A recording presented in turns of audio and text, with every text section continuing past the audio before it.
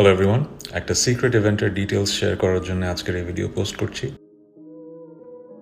একদিকে সফলতা আর অন্যদিকে প্রতারণা। 15 লক্ষ টাকা হাতিয়ে নেওয়ার একটা অভিযোগেও নিজের নামটি লিখিয়ে নিয়েছেন রোজা।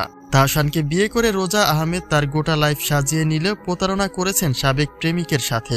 জানানো হয় দীর্ঘ 1 বছর আগে থেকে তাহসানের সাথে সম্পর্কে রয়েছেন রোজা আহমেদ, কিন্তু সেখানেও প্রশ্ন তোলেন সাবেক প্রেমিক। বিগত 3 মাস আগেই তার সাথে রোজার ব্রেকআপ হয়েছে। তাহলে 1 বছর আগে থেকে কিভাবে তাদের মধ্যে সম্পর্ক থাকে? তবে এটা নিশ্চিত করে জানিয়েছেন তিনি যে তাহসানের জন্যই তার সঙ্গে প্রতারণা করেছেন রোজা, অর্থাৎ উদ্দেশ্যপ্রণীতভাবেই তাকে ঠকানো হয়েছে। ঠিক এভাবেই একের পর এক অভিযোগ দাঁড় করিয়েছেন সাবেক প্রেমিক। নিজেকে রোজার সাবেক প্রেমিক দাবি করা যুবক সম্পর্কের গভীরতা নিয়ে বলেন, এটা তো বলা বাহুল্য, 9 বছরের একটি সম্পর্ক, এটা তো বলা যায় না।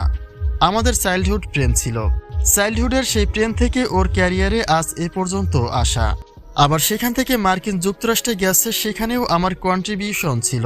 সবকিছু মিলিয়ে এটা তো বলা সম্ভব নয়। প্রতারণার শিকার হয়েছেন বলেও দাবি করেন এ যুবক। তবে সাবেক প্রেমিকার বিয়ে হওয়ায় তাতেই একদমই ব্যথিত নয় বলে জানানো হয়। তিনি বলেন, আপনারা তো বিষয়টি এখন জানতে পেরেছেন, আমাদের তো ব্রেকআপের রিজনই ছিল এটা। আপনি যদি জানেন আপনার সঙ্গে প্রতারণা করা হয়েছে, আমি যখন হঠাৎ শুনতে পেয়েছি তখন ব্যথিত হয়েছি। তাদের নাকি 1 বছরের রিলেশনশিপ, কিন্তু আমি কনফার্ম করতে পারি এটা ভুয়া। আমার কাছে সব প্রমাণ আছে। আমাদের হয়তো 4 মাস হবে ব্রেকআপ হয়েছে।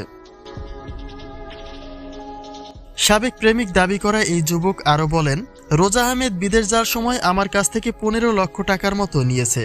সে টাকাগুলি তো আমি পাইনি, আমি জানি না সে টাকাগুলি ফেরত দেবে কিনা। এছাড়া এর আগেও একটি সম্পর্ক ছিল রোজার, তবে লাস্ট বয়ফ্রেন্ড আমিই ছিলাম।